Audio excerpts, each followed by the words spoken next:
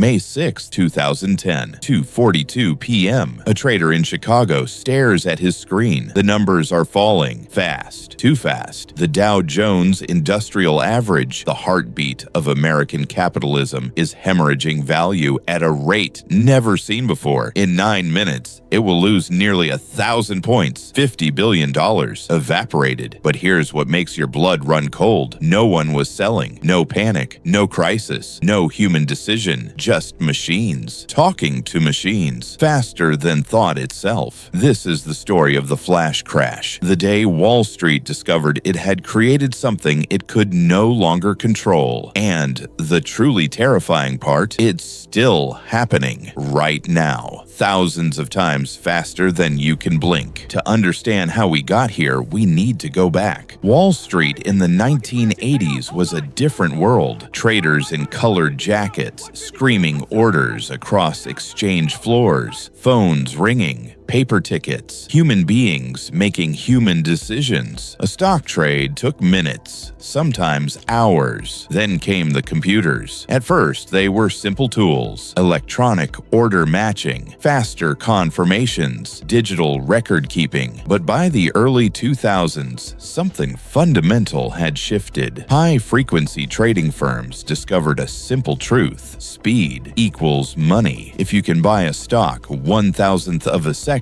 before everyone else, you can sell it to them at a profit before they even know what happened. It became an arms race. Firms spent millions laying fiber-optic cables in perfectly straight lines between Chicago and New York. Because light travels faster in a straight line, they paid fortunes to place their servers physically closer to exchange computers. Microseconds mattered. By 2010, over 70% of all stock market trades were made by algorithms, not people. Code. The humans had become spectators. Think of the stock market like a massive auction house. Thousands of items, thousands of buyers and sellers, all shouting prices simultaneously. In the old days, a human auctioneer kept things orderly. But now, imagine replacing that human with 1,000 auctioneers, each one a machine that can shout 10,000 bids per second.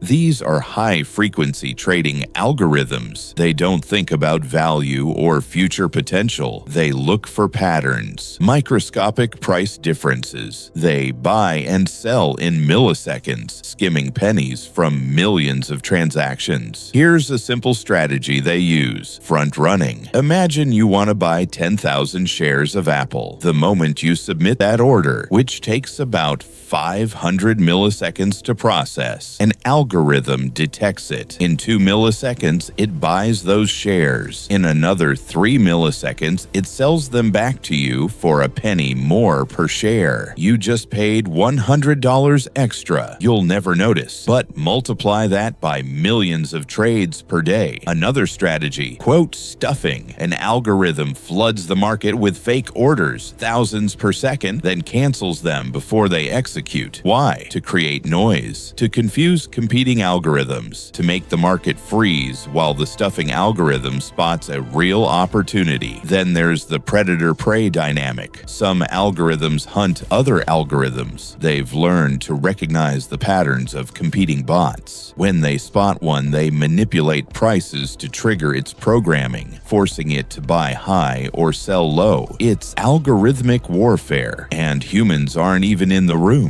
By May 2010, the market had become a colossal, interlocked system of automated responses, each algorithm programmed to react to market conditions, each one assuming the others were rational. But what happens when they're all reacting to each other? What happens when the assumption breaks? May 6, 2010, 2:32 p.m. Eastern Time. The market is jittery. News from Europe: Greece's debt crisis is worsening. Traders are nervous, but it's nothing catastrophic, just background anxiety. Then, at 2:32 p.m., a mutual fund in Kansas executes a perfectly legal trade. They need to sell 75,000 E-mini S and P500 futures contracts, a common financial instrument, worth about $4.1 billion. A big trade, but not unprecedented. Here's the critical decision. They use an algorithm to execute it. The algorithm has one instruction: sell these contracts over the next 20 minutes, matching the volume of other trading in the market. The algorithm begins selling, but here's what it doesn't know. The buyers aren't humans making long-term investments. The buyers are high-frequency trading algorithms. They're programmed to buy contracts and immediately resell them for a tiny profit. So the selling algorithm dumps contracts. The HFT algorithms buy them, then immediately try to sell them back. But to whom? To other HFT algorithms, who buy them and try to sell them to other algorithms. The same contracts are being traded back and forth, dozens of times, hundreds. The volume explodes, but it's circular. It's a hot potato no one wants to hold. At 2:41 p.m., something breaks. One major HFT firm's algorithm detects unusual volatility. Its risk management protocols trigger. It stops trading, pulls out of the market entirely. This creates a vacuum. Suddenly, there's one less buyer. Other algorithms notice. Prices are falling faster than their models predict. Their risk protocols trigger. They stop trading. More algorithms detect the withdrawal. More pull out. Within seconds, the electronic order book, the list of buy and sell orders, becomes almost empty. There's no one left to buy. 2:42 p.m. The selling algorithm from Kansas is still dumping contracts, but now there are almost no buyers. Prices collapse. Stocks that were trading at $40 suddenly have no bids. An algorithm looking for the best available price sells them for 1 cent. 1 penny? Accenture, a $30 billion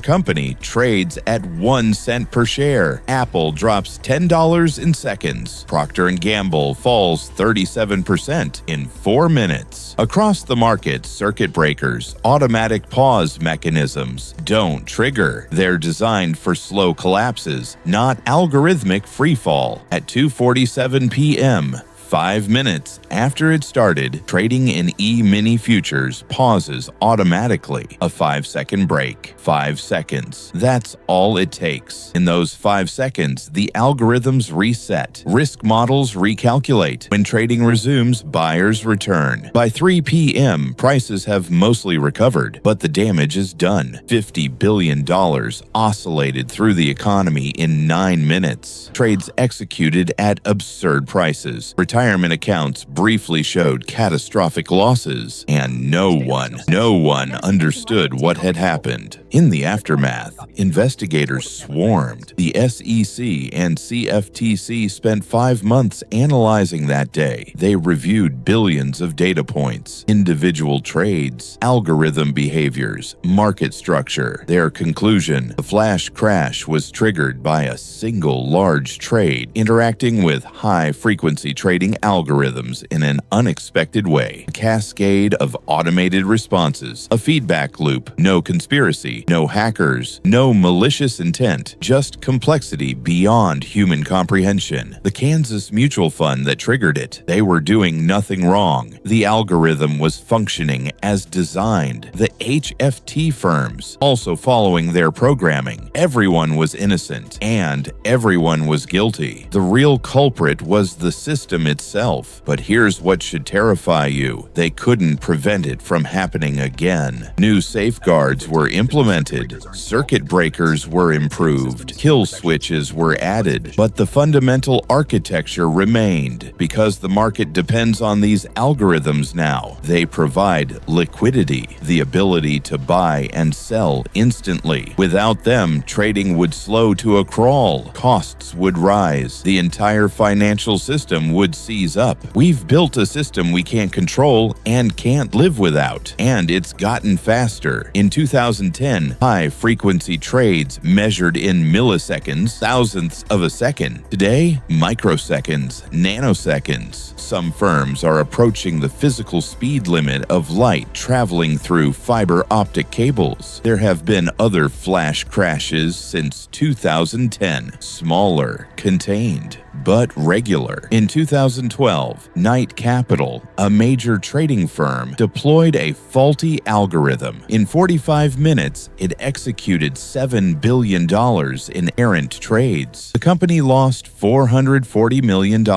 It never recovered. In 2015, the E-mini futures market crashed again. Same pattern. Algorithms reacting to algorithms. In 2020, during COVID panic, flash crashes became almost routine. And here's the truly unsettling part. We don't monitor most of it. Every day, algorithms make millions of trades. Most happen too fast for human oversight. Regulators can only analyze what happened after the fact. By the time they detect a problem, it's already over. We've handed control of the global financial system, the mechanism that determines the value of your savings, your pension, your future. Black boxes operating at speeds beyond human reaction, and we trust them because we have no choice. The philosopher Nick Bostrom wrote about AI risk. He warned of systems that optimize for goals without understanding context, paperclip maximizers that destroy the world, turning it into paperclips because that's what they were told to do. High-frequency trading algorithms are primitive versions of this. They optimize for profit, for speed, for efficiency. They don't understand fairness. They don't comprehend stability. They can't consider consequences. They just execute faster and faster. Some experts warn of a black swan event, a flash crash so severe it triggers cascading failures, bank runs, frozen credit markets. A financial crisis born not from human greed or stupidity, but from mathematical optimization spiraling into chaos. Others say the safeguards are sufficient, that we've learned. But can you design safeguards for a system you don't fully understand? The flash crash lasted 9 minutes. 9 minutes of machines making decisions faster than human thought. 9 minutes that revealed our financial system had evolved beyond our control. And every day, it gets a little bit faster, a little bit more complex, a little bit further beyond the reach of human understanding. May 6th, 2010 was a warning shot, a glimpse into a future where our most critical systems, finance, infrastructure, defense, operate at speeds and complexities beyond human oversight. We built algorithms to serve us, to make trading faster, more efficient, more profitable. But somewhere along the way, we became dependent on them, and now we can't turn back. The machines aren't malicious. They're not conscious. They're just optimization engines. But optimization without wisdom is dangerous. The flash crash taught us that speed has a cost, that efficiency without understanding breeds fragility. We didn't listen because in the race to the bottom, the race to be faster, to be first, to extract one more penny from the system, stopping isn't an option. So the algorithms run faster than ever, and we watch and hope that the next time they break, the pause button works. If an AI controlled your life savings and made decisions in nanoseconds you couldn't see or stop,